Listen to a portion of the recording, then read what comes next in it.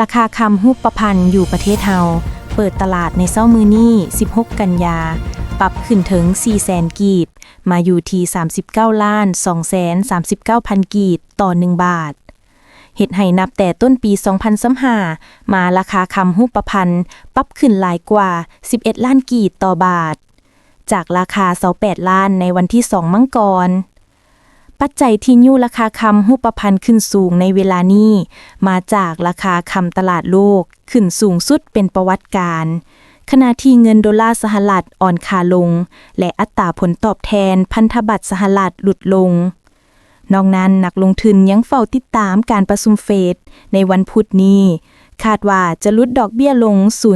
0.25% โดยราคาคำตลาด Spot Gold ขึ้นไปฮอด $3,685 ต่อออนซ์ของการซื้อขายในวันที่15 กันยาส่วนราคาคำตลาดสัญญาซื้อขายล่วงหน้าหรือ Gold Futures ส่งมอบเดือนธันวาปิดตลาดเพิ่มขึ้น 0.8% มาอยู่ที่ $3,719 ต่อออนซ์นักเชี่ยวชาญคาดว่าเป้าหมายต่อไปของราคาคำขาขึ้นอยู่ที่ระดับ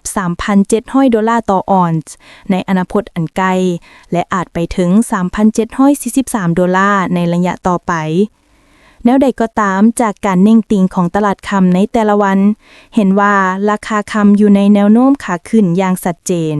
โดยปัจจัยสนับสนุนทั้งต่างประเทศและในประเทศผู้ลงทุนระยะยาวสามารถถือคำเพื่อรับประกันความเสี่ยงแต่ผู้หากำไรในระยะสั้นควรจับจังหวะให้ดีเพื่อบ่ลุกทุน